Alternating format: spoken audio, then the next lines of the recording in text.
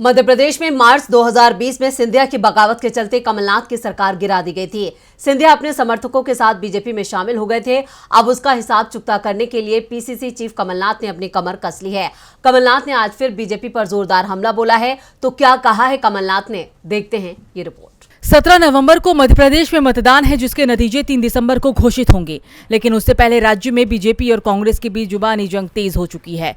वहीं social media x पर भी बीजेपी और कांग्रेस के नेता खुलकर एक दूसरे पर शब्दों की बाढ़ छोड़ रहे हैं। इसी कड़ी में आज कांग्रेस के प्रदेश अध्यक्ष कमलनाथ ने बीजेपी पर निशाना साधते हुए एक्स पर लिखा कि पराजय पराया बना देती है। अब ये बात भाजपा पर पूरी तरह से लागू हो रही है। भाजपा के चुनावी मंच मनमुटाव के मंच बनकर रह गए हैं। भाजपा नेताओं की खोखली बातें शब्दों की बुनी हुई चादर है, जिससे वो अपनी अंदरूनी टकराव के ऊपर डालकर आपसी दरार को ढकने की कोशिश कर रही हैं। लेकिन उनके भावहीन चेहरे सारी हकीकत बयान कर दे रहे हैं। भाजपा के बुझे हुए मंत्री, सांसद, थके हारे विधायक, विलुप्त से हो चुके पदाधिकारी व सदस्य नाउमीदगी के एक ऐसे दौर से गुजर रहे हैं जहां अब उन्हें आशा की कोई भी किरण नजर नहीं आ रही है। भाजपाइयों के बीच सिर्फ उनका स्वार्थ ही सक्रिय दिख रहा है।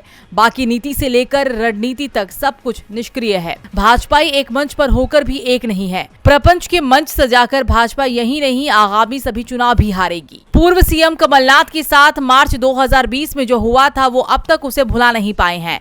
बीजेपी ने जिस तरह से कांग्रेस में बगावत करके सिंधिया को अपने साथ मिला लिया था और कमलनाथ की कुर्सी चली गई थी, उसी का हिसाब करने का अब वक्त भी आ चुका है। ये बातें वो कई बार अपने चुनावी मंच से कह भी चुके हैं। कमलनाथ के इन तेवरों से साफ है कि राज्य में उन्हें कांग्रेस की जीत का भरोसा है। शायद यही वजह है कि कमलनाथ जमकर बीजेपी को आड़े हाथों भी ले रही हैं। वैसे बीजेपी में मची भगदड़ और आपसी कलह से पार्टी पहले से ही बैकफुट पर है। अब देखना होगा कमलनाथ के इस वार पर बीजेपी का पलटवार क्या होता है। डीबी लाइव की रिपोर्ट।